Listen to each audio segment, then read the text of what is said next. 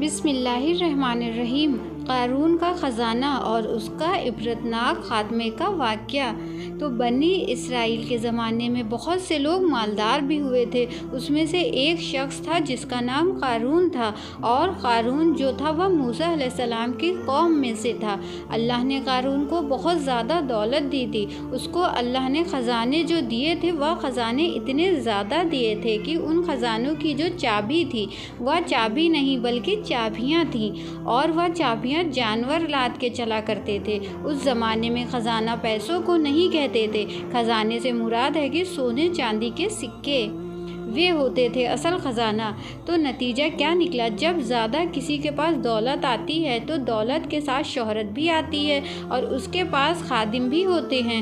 پھر جب یہ لوگ چلتے ہیں تو اکیلے تو نہیں چلتے، ان کے ساتھ ان کے رکھوالے بھی ہوتے ہیں، یعنی کہ ان کے نوکر چاکر بھی ہوتے ہیں۔ تو قارون کو اتنی زیادہ دولت، شہرت، عزت ہضم نہیں ہوئی، تو جو قارون کی قوم میں نیک لوگ تھے انہوں نے قارون سے کہا اپنی دولت پر اتنا اتراؤ مت، اللہ اترانے والوں کو پسند نہیں کرتے، بلکہ اللہ کا شکر ادا کرو۔ یہ سب کس کی دین ہے؟ اللہ کی۔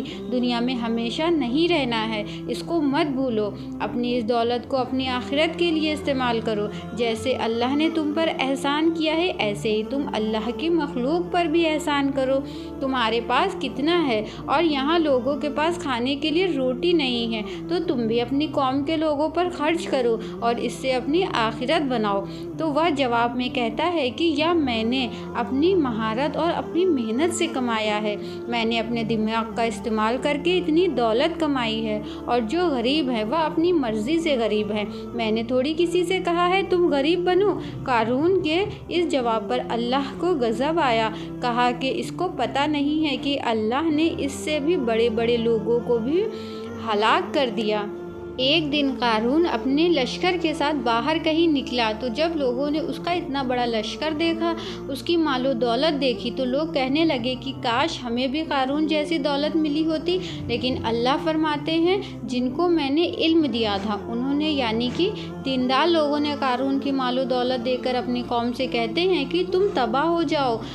اللہ نیک لوگوں کو جو آخرت میں بدلہ دے گا وہ اس سے بھی کئی گنا زیادہ بہتر ہے۔ اس پر تو کبھی رشک نہیں آیا۔ دیندار، نمازی، پرہیز گزار کو دیکھ کر تو کبھی رشک نہیں کیا کہ اس کا آخرت میں کتنا اعلیٰ مقام ہوگا، اور اس قارون کو دیکھ کر کہتے ہو کہ کاش ہمیں بھی اللہ ایسی دولت دے دے۔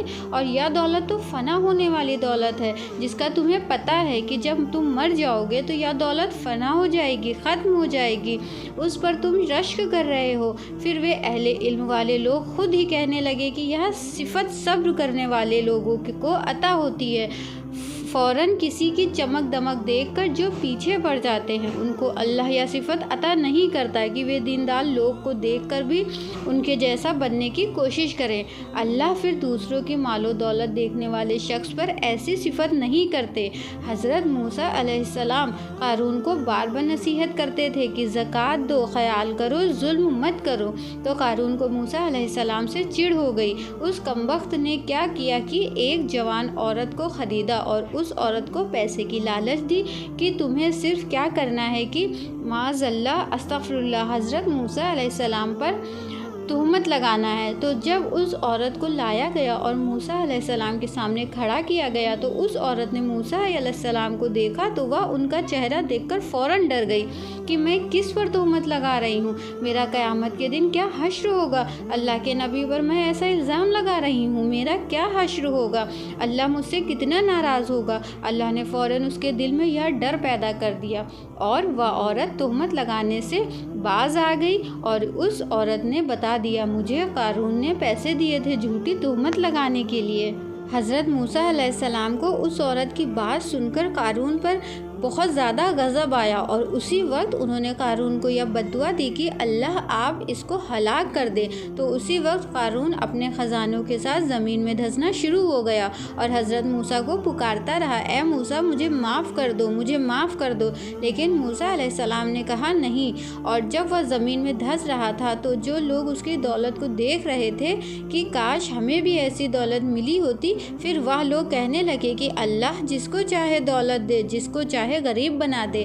ہمیں ایسی دولت نہیں چاہیے۔ اچھا ہے اللہ نے ہمیں اتنی دولت نہیں دی، ورنہ آج ہمارا بھی انجام یہی ہوتا۔